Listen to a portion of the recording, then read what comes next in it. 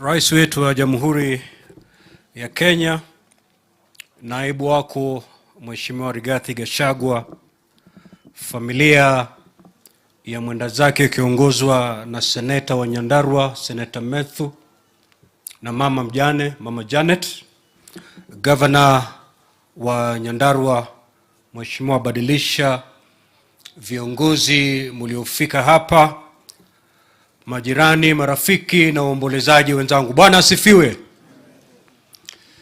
Nimekuja hapa nikivaa kofia tatu. Mwanzo nimekuja hapa kama rafiki wa Seneta Methu.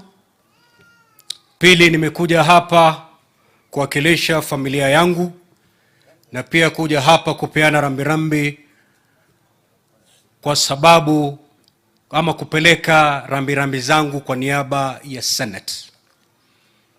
Nimesema kwamba Seneta Methu ni rafiki yangu. Ni kijana ambaye nilimjua wakati anasoma kule Pwani University. A very daring young man. There is a day he just walked into my office anatafuta msaada. He never knew me before.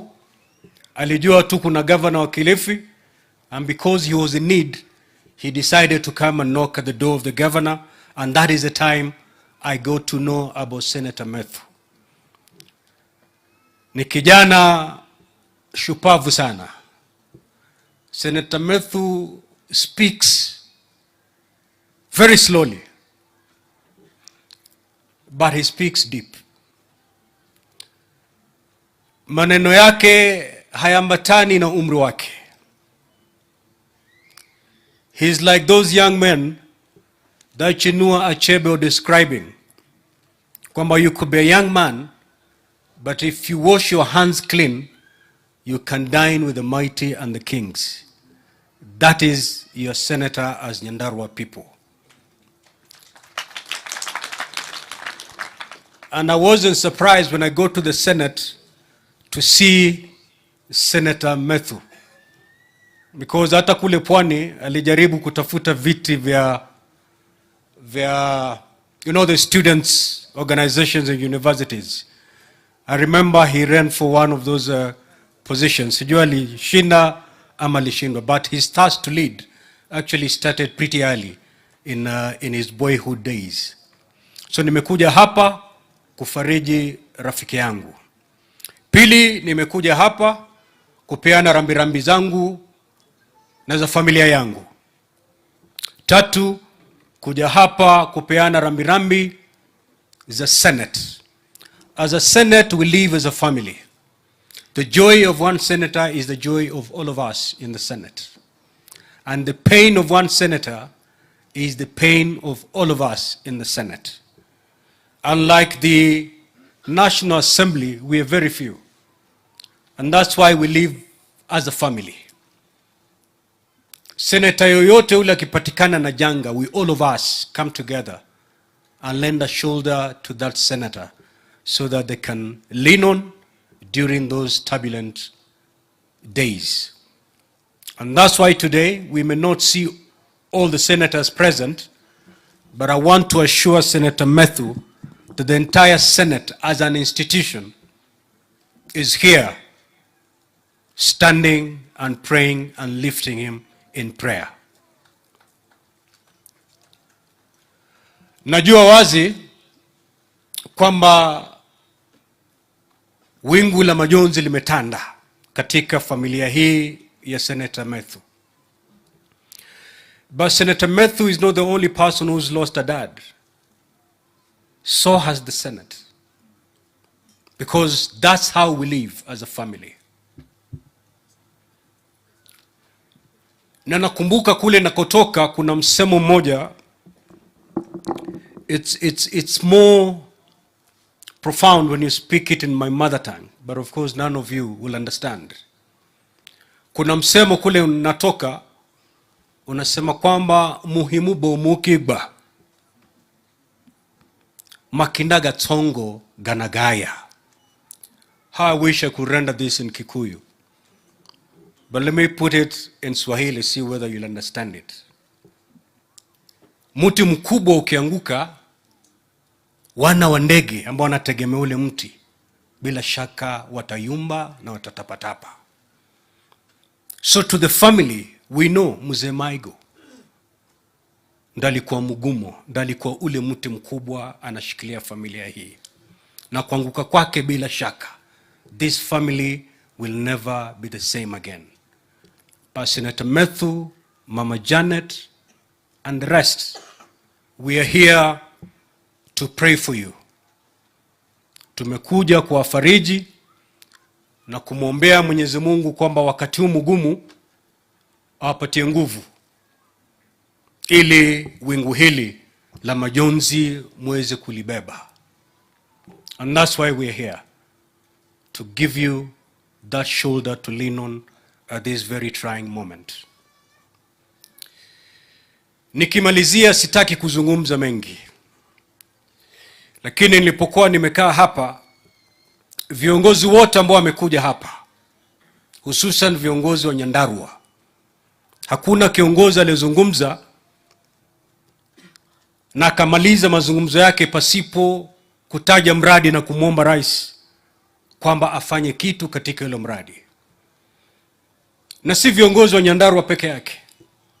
If you take the president anywhere in this country and you give even a citizen the microphone, the first thing they'll say is, hospitali yetu, barabara yetu, maji yetu, shida zetu. But just like the leaders of Nyandarua, they will never go beyond telling the president, we need this money to fix this road. They will never help the president think how he's going to get the resources to build this road. Kuna barabara imetajwa hapa, kuna Midland hapa, kuna mambo mengi imetajwa. All those things need money. Na nisi pesa chache, ni pesa mingi. But nobody bothers to help the president, even in thinking how he's going to gate or marshal those resources so that that road can be fixed, so that this industry that has collapsed, Midland, can be revived. Nobody helps the president. But I want to tell people in Nyandarua and Kenyans, wherever they are, this country will not be built by His Excellency the President. It is upon you and I to build this country using our own sweat. In other words, our taxes. The road that has been talked about here will be built if we pay our taxes. There's no other place the president can get money. The only other place the president will get his money to build this road is when he goes to the international market and asks for a loan. But I want to tell you, a loan is a postponed tax, because ultimately it must be paid. And it's not going to be paid by the president, it is going to be paid by you and I. It's a tax. So ukiona Mkenya akijiita kiongozi anapinga mambo ya tax, mambo ya ushuru, muulize hii barabara itajengwa na nini? You know, the president doesn't have some sacks ambazo zimewekwa kwa gala pahali, ambao mnamwambia leo rais tunataka barabara hii, he runs to Nairobi, afungue, achukue gunia moja lete Nyandarua. No. The money that will fix that road is the money that you and I pay every month in form of taxes. So we pay our taxes, we fix our roads. We pay our taxes, we fix our hospitals. Kwa hivyo Wakenya wenzangu, msidanganywe na mtu awambie kwamba serikali ya Mheshimiwa William Ruto imeleta mambo ya kutoza ushuru mwingi. Instead, ask the president, where are you taking our taxes? And he has the answers. The plan has been elaborately given to us by my brother Kimani Ichung'wah, where this money is going. Ukiona mtu anakuambia uchukue sufuria weke kwa kichwa ili usilipe ushuru, that is not a leader. And I want to thank the president for the bold decisions he's made. You know, where I stand as the Speaker of the Senate, I'm not here to defend the executive, but I'm here to speak the truth. Na nataka kumpongeza rais for the bold decisions he made. You know, in this country we have leaders and we have politicians. A leader will take his people where they're supposed to go. A politician will take his people where they want to go. Because all they want ni kura. Watu wako wakisema tukachome hii nyumba kwa sababu hutaki kuwakosea, utasema twendeni. But a leader will tell them no, we cannot do that. Even if that decision will be unpopular with your people, but that is the right decision. And these are the decisions that our president made. Tough and popular, but yet the right decisions. In fact, sometimes I used to wonder, is our president going to defend his presidency in 2027? Because he had a very easy thing to do, to play politics for the first 5 years. Play to the gallery. Hakuna haja kuleta tax nyingine, manake ukiweka tax, watu watapiga mayowe, that's unpopular. Angeacha. He could have gone to the international market, borrowed and borrowed and borrowed, just like his predecessor. But he knew that was not the right thing. Though it was the most popular decision, it was not the right decision for this country. Because when he took over the reins of this country, we were in a hole. And the first thing you do when you find yourself in a hole is to stop digging. Borrowing more would mean continue digging. He decided, I'm stopping this hole because this country is already in a deep hole. And he made the bold decisions to take us back to the ground. Those decisions are extremely unpopular. But because of those decisions today, nafikiri viongozi wamezungumza hapa akasema kwamba sasa uchumi umeanza kudhibitiwa vilivyo. Why? Because of those decisions. The president could have decided to continue with the subsidy programs. Unaenda petrol station, unapata mafuta iko chini, but get to know those subsidy programs, the kind of monies that they're consuming, you borrow to subsidize services.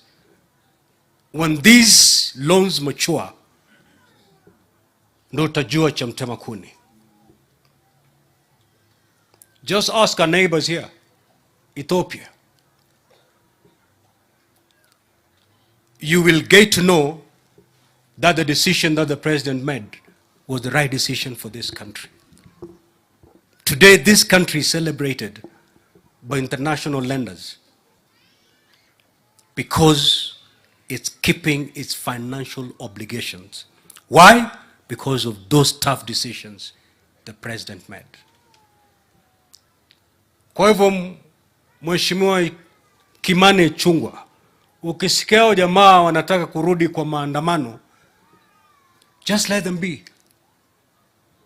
It should never be our business. Because in this country, there are some people, even if you pipe milk to their kitchens, they will still fight the president. Hata wafanye nini? Kule pwani tunaita mahasidi, na hasidi hana sababu. They'll just fight. In fact, every Sunday wakienda kanisani, their prayer point number 1 is, may William Ruto fail. Not knowing that the failure of the president is a failure of the country, is the failure of the citizen, is the suffering of all of us.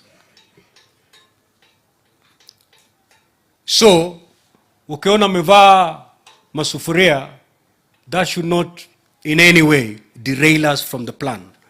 And I love the consistency that our president has in implementing the plan. You know, Your Excellency, there's a technique I read about in leadership. It is called the Stockdale paradox. I don't know whether, Excellency, you've read about it, but if you haven't, you're implementing it without even having read it. It is a technique that combines the brutal acknowledging of tough challenges facing you, the reality of today,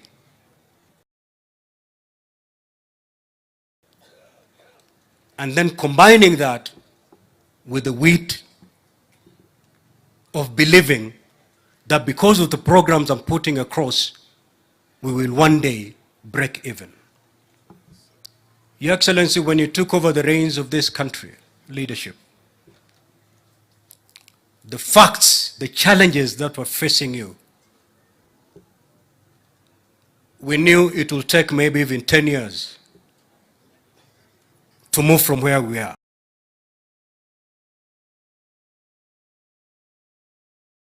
But under 1 year, we have started seeing the positive changes because of the programs that we've brought about in this country.